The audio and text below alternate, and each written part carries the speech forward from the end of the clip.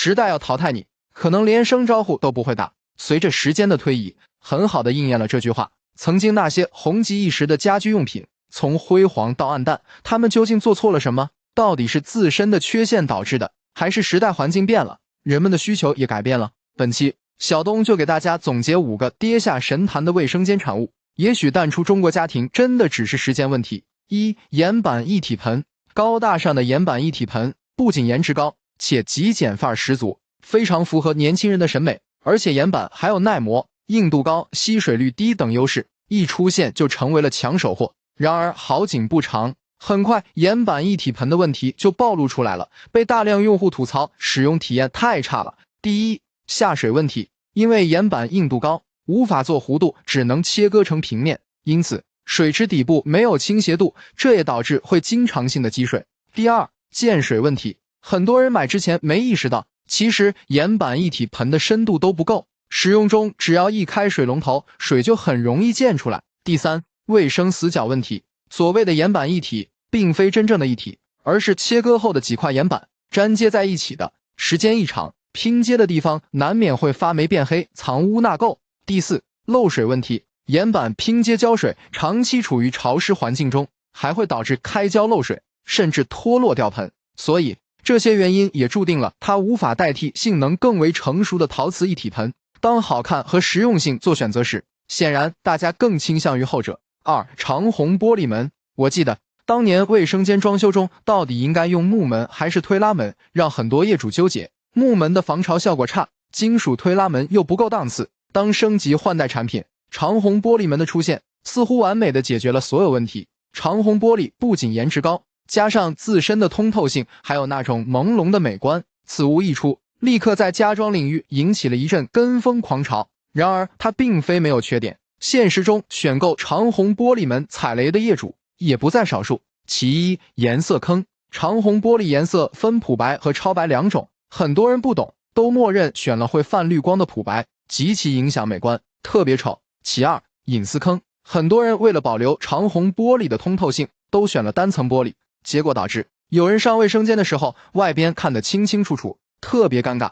另外，烂大街的长虹玻璃也导致了人们的审美疲劳。油砂玻璃门的出现，也注定了它的江湖地位不保。油砂玻璃的特点是兼顾了美观和隐私性，完美的替代了长虹玻璃的功能。3. 壁挂马桶。卫生间的壁挂式马桶因其颜值高，不落地，更加简洁大方，而且没有卫生死角等优势，也受到很多人的追捧。但是在日常的使用过程中，并没有想象中那么好，甚至很多安装壁挂马桶的家庭都后悔了，吐槽说没有落地式马桶实用。究其原因，在我看来，还是因为壁挂式马桶自身缺陷导致的必然结果。首先，壁挂式马桶冲水声音大，市面上基本都是直冲式的，比虹吸式声音大很多，特别是企业上厕所的时候，很影响家人休息。其次，安装的高度很尴尬，位置太高的话，上厕所的时候还需要踮脚，离地面太低的话，扫地机器人都进不去，也失去了壁挂式的意义。另外，维修困难，壁挂式马桶是预埋在墙里，只保留一个检修口，一旦后期漏水，想要维修也比较复杂。除此之外，壁挂式马桶的售价也不便宜，品牌的基本都在4-5千元，砌墙安装等成本费用还要另算，这也让很多消费者望而却步。所以很多人也想明白了，与其花这么高的预算去当冤大头，还不如直接买个智能马桶更划算。4. 灯暖浴霸。说到卫生间的取暖设备，早期的灯暖似乎成了浴霸的代名词。灯暖浴霸加热升温快，很短的时间内就能感受到热量，而且经济实惠，性价比高，想当年几乎成为了卫生间的标配。但是随着时间的推移，灯暖浴霸的缺点也显现出来，有些致命的缺陷很难让人接受。灯暖浴霸舒适感太差，这一点我深有感触。我家之前用的就是灯暖，淋浴的时候给我感觉就是头热脚冷。另外，灯暖浴霸打开后会发出强光，光线非常刺眼，照得人难受。关键还是被大家诟病的安全性问题，使用时温度过高，灯泡有爆裂的风险。而后来居上的风暖浴霸不仅安全性能高，受热面积大，升温均衡且稳定，所以也注定了灯暖浴霸的没落。5. 家庭浴缸。很多人可能想不明白，几平米的卫生间还要装浴缸，看起来很离谱，然而现实中却是真实存在的。多少年来，它一直处在舆论的风口浪尖，可如今家庭中的浴缸消失了吗？其实并没有，相反的，动辄7、8千元的品牌浴缸向来不缺消费者，为什么有人愿意买单呢？说白了，还是虚荣心作祟。有些人是为了赶潮流，有些人为了提升装修效果，根本不考虑实用性。这也导致浴缸在实际的使用中被称为卫生间闲置率最高的家居用品。现实中，很多家庭用过1、2次后，就彻底沦为堆放杂物的地方。究其原因，是因为浴缸放水清洗过程中比较麻烦，且需要浪费大把时间，显然不如淋浴房来的简单省事。而比起每天泡澡，淋浴也更符合国人的生活习惯。据我了解，现在家庭中安装浴缸的情况有所改观，越来越多的人意识到浴缸占地方、清洁费劲、使用率低等问题。渐渐的，大家也回归了理性，所以浴缸跌下神坛也就不足为奇了。好了，以上就是本期的全部内容了。不知道这些卫生间产物，你家是否也用过？还能说出几种曾经红极一时，如今却跌落神坛的家居用品呢？时代在变换，装修行业也在进步。那些曾经红极一时、家家必备的装修材料，如今越来越不受待见了。或许是时代变了，环境变了，人们的需求也变了，跟不上时代的脚步，就注定要被淘汰掉。本期小东就给大家盘点7种跌下神坛的家装材料，也许淡出中国家庭只是时间问题。主灯，随着当下装修风格的改变，越来越多的年轻人选择无主灯设计。曾经家家必备的主灯，也不再是人们的首选。单从装饰性上看，有主灯设计是在棚中央位置安装一盏吊灯或吸顶灯，旁边搭配几盏射灯和灯带，整体看起来比较单调和传统，装饰效果一般。无主灯更为简约美观，见光不见灯的设计，灯光更有层次和氛围感。再搭配上落地灯、壁灯等，从上到下不同的灯具相互搭配，让光源更具层次感，装饰效果也更显高级，并且最为适配当下流行的现代简约的装修风格，更深受年轻人的喜爱。当然，当下流行的无主灯设计也不是没有缺点。首先，做无主灯会占用层高，对普通户型并不友好。其次，成本造价也很高。另外，对灯光的布局和设计都有很高的要求，包括光束角、色温、照明亮度等。所以，这些无主灯设计的缺点和盲点也要提前了解，或找个专业的灯光设计师，避免翻车。2、强化复合地板。不知道大家发现没有，近些年在新房装修中，越来越多的人选择通铺瓷砖，或者是选实木或实木复合地板。而强化复合地板这个经济实惠又耐磨耐用的产品，已经很少有人在用了。这是什么原因呢？在我看来，这几个因素注定了它的落寞。首先，环保问题、甲醛隐患。现在人们特别注重健康问题。众所周知，强化复合地板是把木材打碎成粉末状，再加入胶水粘制而成。地板胶水都是有甲醛的，而甲醛对人体是有伤害的，这也是现在大多数人不选强化地板的主要原因。其次就是变形问题。强化地板随着天气和所处环境的变化而变化，遇水或潮气大，特别容易出现起拱变形，而北方特有的地热环境又会出现湿胀干缩、裂大缝隙的现象。这2点自身的致命缺陷，也就导致了它被市场淘汰的命运。3、榻榻米。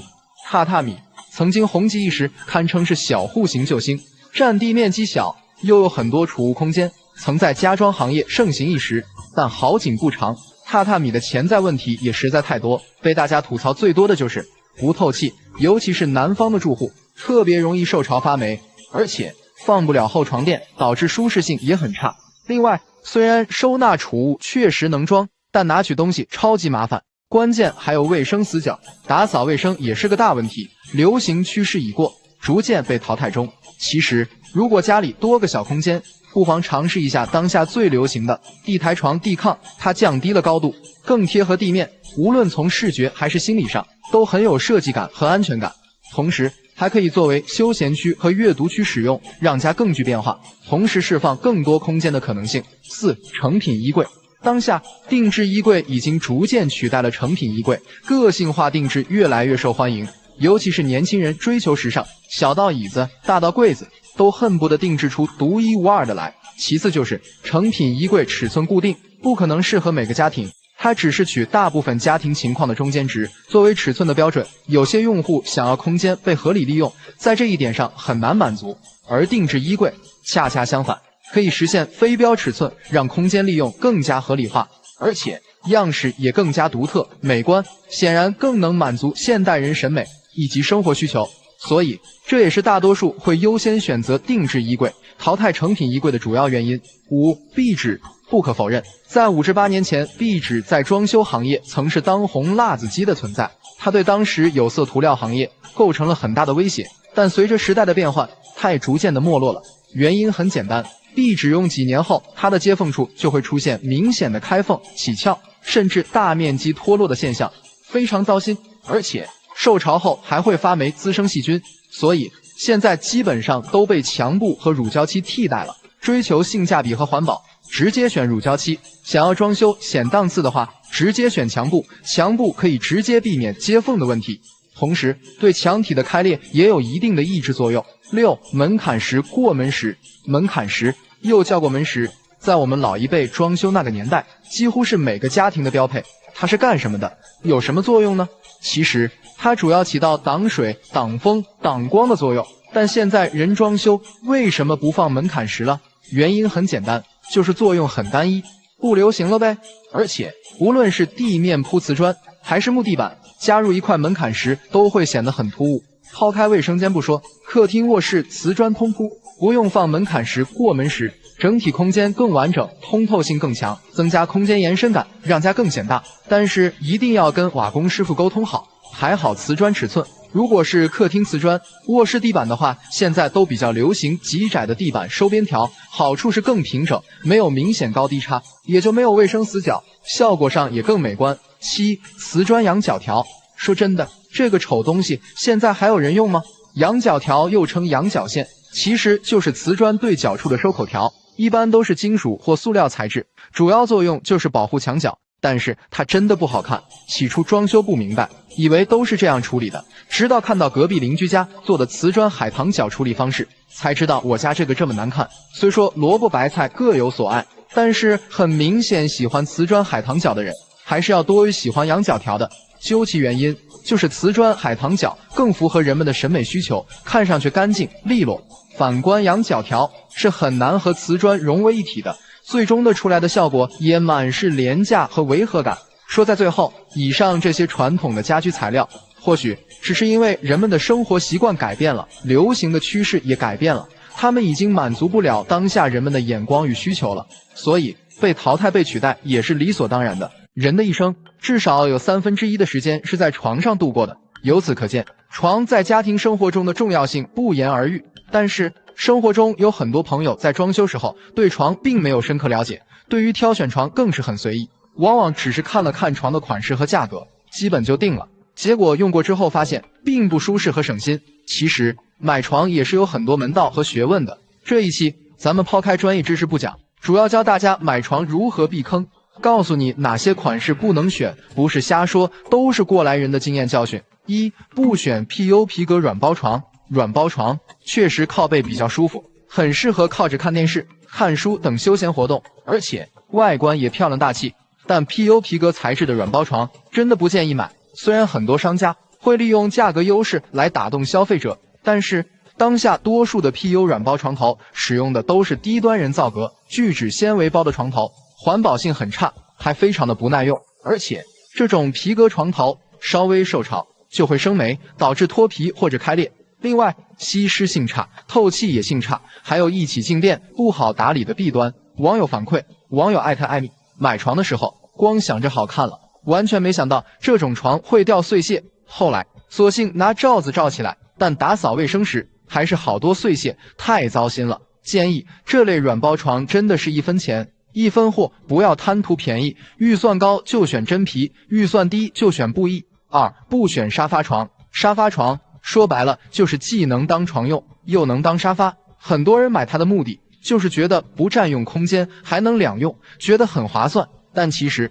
生活中这种沙发床不仅利用率不高，实用性也很差。虽说能两用，但实际体验后你会发现它既缺乏床的舒适度，又没有沙发的稳固性，要它何用？而且它的使用寿命也短，因为这种床通常都需要依靠伸缩装置来进行折叠变形，长期伸缩必然会影响它的使用寿命。如果只是偶尔使用问题不大，若是使用的很频繁，就非常容易坏掉。网友反馈，网友艾特哎呀，说实话，我家的沙发床买来半年多了，拿来当床就用过一次，睡上去很硬，一点不舒服，后来就干脆闲置了。建议想入手沙发床的朋友真的慎重，使用频率低，故障率还高，一点性价比没有。3. 不选收纳箱体床。很多小户型的家庭都会面临收纳空间不足的问题，所以就会想到收纳箱底床，用它来增加收纳空间，觉得它既能用来休息，又能用来储物，一举两得。然而往往是事与愿违，特别是这种板式收纳床，无论是装杂物还是装衣服，通风性差，长期压在阴暗的床下，衣物很容易发霉有异味，也会对健康有隐患。另外，这种板式床，床板加床垫自身就很重，因为没有液压感，想抬起拿取物品会超级吃力，尤其是对上了年纪的老人年来说，更是不友好。网友反馈，网友艾特烟台小超哥，怎么说呢？为了多这么点收纳空间，却要牺牲床体不透气、衣物发霉有异味、卫生不好打扫的窘境，真的好不划算，下次不会再买了。建议如果实在需要用床箱做收纳，也建议选那种排骨床架，带液压感的，透气性有保障，拿取东西也不费力。4. 不选铁架床。铁架床非常有个性，与众不同，看着高雅结实，虽然优点很多，且摆放在家里也很有艺术感，但是还是不建议大家买，因为众多业主反馈，缺点实在数不胜数，比如生锈、有异响、有划痕、怕磕碰、安全隐患等等。以下内容全部来自网友的真实评价。网友反馈，网友艾特甜蜜蜜，我家的铁艺床安装费事不说，睡觉的时候翻身就还有异响，睡觉都不踏实，超级窝火。网友艾特小王很抠，这种金属材质的铁艺床摸着也是冰凉凉的，感觉和家里的温馨和舒适感完全不搭。网友艾特星辰666，原以为他的铁艺床是硬材质，会很结实耐用，结果完全不是那么回事，非常怕磕碰，还不耐滑，一旦出现划痕和掉漆，根本没办法修复，疤疤点点的，严重影响美观。家里有小孩子的，真心不建议买，安全有隐患。5. 不选低价美式床。美式床造型多，雕花多，看着非常的高贵典雅、华丽大气，但要选就买纯实木的，价格太便宜的美式床千万别买。这类床一般它的床头床尾多数是用中纤板或爆花板材质做的，最大的问题就是质量堪忧，遇到水就会膨胀变形，发霉后还会滋生细菌，产生霉菌。而且这种低价美式床都是用软包搭配雕花，除了那些开裂问题，还存在对皮质保养的问题。如果不维护保养的话，时间一长，皮革韧性变差，皮质就会变脆，会一样出现脱皮现象。网友反馈，网友艾特张小陈 ZZ， 我当初就是图便宜，看着外形挺好看的就买了，结果没用半年就扔了，掉皮开裂不说，味道还很大。小东建议，如果条件允许，还是建议大家选造型简单的纯实木床，环保耐用，也更为省心。6. 不选矮脚床。这种款式床，现实中踩坑的人不在少数。生产厂家为了把床做得显得高级，床底高度留得很矮，住一段时间后，你会发现床和地面的缝隙就会成为卫生死角，床底会堆积大量灰尘和污渍，不好清洁，还影响身心健康。真的想要日常清理的话，就需要每天抬床，不仅费力费时，还很麻烦。网友反馈，网友艾特思思忧伤，我家当初买床就忽略了高度问题，入住后才发现扫帚根本进不去，更别提扫地机器人了，反而是拖鞋容易被踢到床下面，找不到。建议买床建议选床底高度至少在15公分以上的，方便日常打扫。7. 不选圆形床。很多刚结婚的年轻人在装修时总想拥有一张既有情调又很特别的床，所以想当然会被这种圆形床种草。但事实上，这种圆床只适合宾馆或酒店，会有一种浪漫和氛围感，但是放在家里就非常的不合适。首先就是不规则的造型，体积还大，超级占地方，不仅会影响两侧过道行走，还会让整个卧室显得非常的拥挤。其次，原床的床上用品也不好搭配，一般的床品都不配套，需要单独定制购买，这样花费就会高。另外，它还属于异形床，卫生也难打理。网友反馈，网友艾特 BGM 日记，当时买原床就是图新鲜，买完就后悔了，看着很大，其实两边很短，我和我媳妇经常睡到半夜，为了抢地盘拌嘴吵架，没办法，为了家庭和谐，干脆直接换掉了。好了，以上就是给大家总结的7种不实用的床，都是过来人的经验总结，希望大家不要踩坑。床是用来休息的，不需要太多华而不实的设计，要以简单实用为主，选到舒适的床，真的可以提升居家的幸福感。新房装修，阳台到底要不要封？想必这样的纠结在每一个装修家庭中都会出现，也一直是家居行业比较有争议的话题。有的人会说必须封啊，不封会漏风漏雨，还很难打理卫生。然而也有的人会说，我就不封阳台，我喜欢吹吹春天里的晚风，沐浴着四季的阳光，封了还叫什么阳台？正巧我家现在也面临着封不封阳台的选择，就我个人的经验和真实感受，来和大家分别聊一下封阳台和不封阳台的好处和弊端，也希望能给同样面对装修选择难题的朋友们解决一些困惑。封阳台的优点都有哪些呢？关于这几点都会和日后生活息息相关，所以我认为比较有用，所以会重点讲下。1. 安全性高，且有保温隔音作用。首先，最大的好处也是大家最在意的，就是安全性，尤其是高层有孩子的家庭，就算有防护栏，孩子也是会到处乱跑，孩子的安全无小事。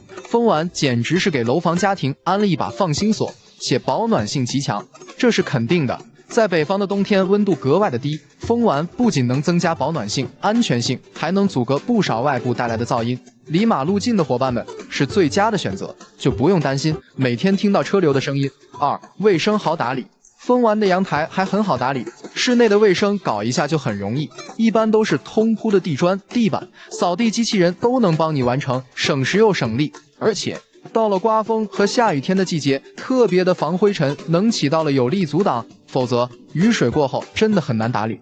封完的阳台就完全不用有这方面的顾虑。3. 增加室内的使用面积，扩大了使用面积，适配装修风格也多，看起来整体规整，美观大方。这个空间足以做很多自己喜欢的事。阳台还可以用来健身、品茶、瑜伽等，或者做一个收纳式的阳台，放洗衣机、晾衣架，一侧打上储物柜，摆放自己喜欢的物品，是真的可以增加很多室内的储物空间。在当下特殊时期，居家休息时间做点喜欢的事情特别的安逸，大大的提高了生活质量。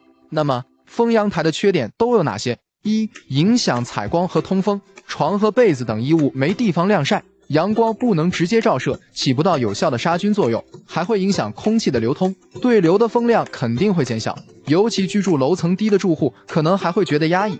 因此也有很多住户选择安装新风系统，但是新风系统的风量还是远不及开窗户的量大，所以也会有很多人说价格贵，效果不佳，根本就是智商税。2. 阻隔视野，封完阳台一定会阻挡观赏性，看窗外的景色不会那么直观，没办法眺望更远处的风景，没有开放式的视野通透。3. 增加装修成本，带阳台的一般都是落地窗，也就意味着大，那么封起来的成本会高，非常现实的问题，一般价格也是不等，就算普通的断桥窗，差不多也要大几万，看你选的材质、材料决定最终价格。不封阳台的优点：1. 适合老年人养花种草，因为我家有老人，会很喜欢外阳台，可以养一些绿植和花花草草，随意搭配，依靠自然环境生长，阳台上也是很方便打理。很多老年人更喜欢田园生活，独立的阳台空间可以在闲暇时间打发一下城市的喧嚣。围巾难能可贵的就是独属于自己的空间，这样边看花边看世界，寂静地享受着自己的绿色成果，这样的生活想必是惬意的，令人羡慕的吧。总结一下，在我看来，不封阳台的缺点还是蛮多的，总之是弊大于利。首先就是安全有隐患，保暖性差，噪音大，灰尘大。其次，高层风也会很大。还有一点就是蚊虫和飞蛾会趁虚而入。另外，阳台还要选用耐腐蚀的材料，否则腐烂的就是想翻新也会很麻烦。所以就我个人而言，还是比较倾向封阳台。封阳台选材和安装方面的建议：1. 先来说下选用什么样的材料，这也关乎到使用年限和生活的舒适度。现在阳台装修用到的材料基本就是断桥窗、系统窗、塑钢窗3种主流形式。断桥窗优点有很多，由于断桥窗框架结构整体采用铝合金材质，具有良好的隔热性能和降噪效果，比较合适北方，屋内屋外室外温差大，而断桥窗凭借良好隔热性能，防止窗户出现湿气。我认为目前也是几种材料里性价比比较高的。系统窗其实和断桥窗有很多相似点，隔音降噪、隔热采光效果都很好。区别在于，由于制作工艺、五金用料、研发设计等方面综合性能更强，稳定性更好，并且由于零件都是固定好的，系统窗安装也会稍加容易些。而且系统窗安装后都会考虑窗户等压，在设计上更加注重平衡室内外压力作用，水密性、气密性更加具有优势。当然，系统窗比普通的断桥窗价格也要贵很多，比较适合大宅或别墅的住户。塑钢窗是我们家装行业的老朋友了，凭借价格经济实惠、良好的性能占据了市场很多年，但自身的缺点也很多，比如耐热性和稳定性就不如断桥窗，且使用寿命短，用久了会出现变形、变脆的情况，比如适合预算较低或是临时性过渡住房的朋友选择。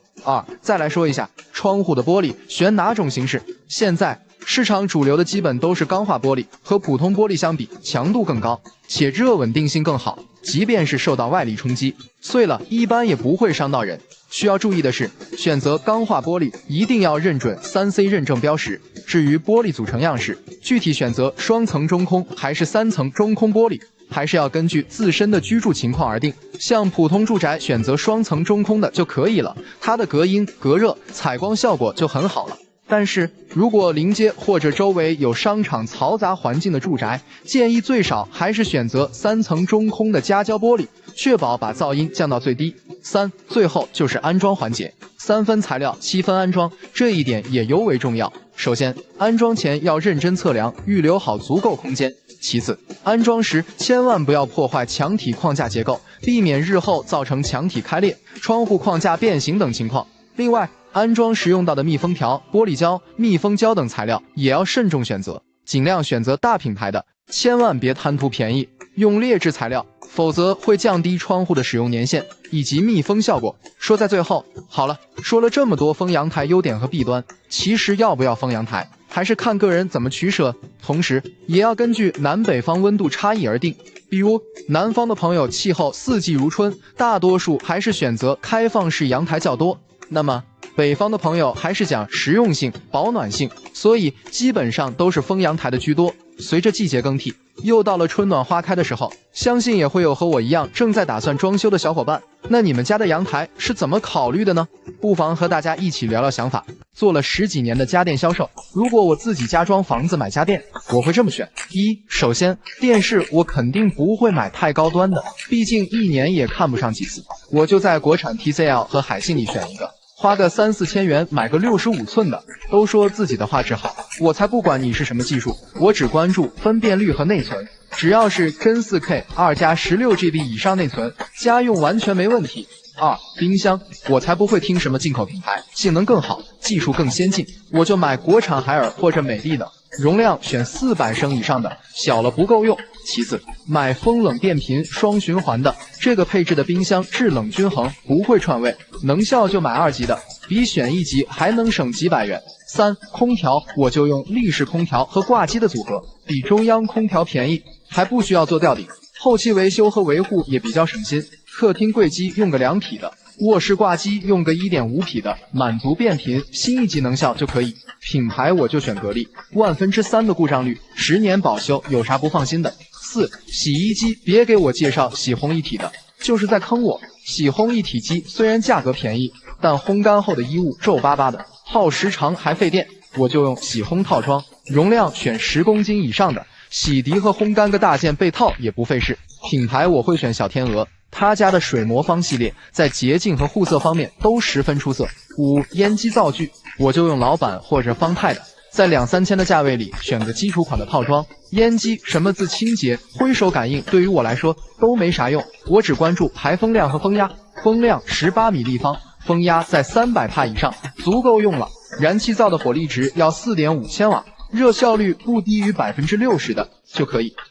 净水器品类那么多，我只选厨下反渗透净水器，我才不看什么大品牌，这个东西只要是带2欧膜的，过滤出来的水质都一样，价格选个2000左右的就可以，再贵的就是智商税了。关键是滤芯必须是通用的，不然我怕买得起，后期换不起。洗碗机我一定会安排上，电器能代替的家务，为啥还要手洗？首先，我不会买台式和水槽式，容量太小，用着鸡肋。台下嵌入式是首选，优点是容量大，即使餐具碗碟多，也能轻松摆放。最关键的是要有消毒存储功能，省着我再单独买消毒柜了。8. 热水器，什么太阳能、空气能、极热式都不在我的考虑范围内，或多或少都存在一些问题。如果房子买的大，住的人口多，我就用燃气热水器，出水量大，热水即可即用，方便省心。反之，就用储水式电热水器，虽然热水有限制，但安全性能高。9. 马桶，我会选个智能的，凡是能提升生活质量的家用电器，我肯定不会拒绝。但智能的家电不是越贵越好，一般来说，只要有座圈加热、自动翻盖加自动冲洗功能的3000元左右的，就可以满足需求了。高端一点的，无非是多了语音控制、智能 APP 等功能，没啥实际意义。10. 阳台晾衣架，我会选个电动的。平时晾晒衣物时比手动摇杆的省事，但是电动晾衣架我就选简单的基础款，只要有电动升降和基础照明就行，价格还便宜。那些所谓的高端款我肯定不会选，什么消毒烘干、语音控制啥的，故障率高不说，功能也不实用。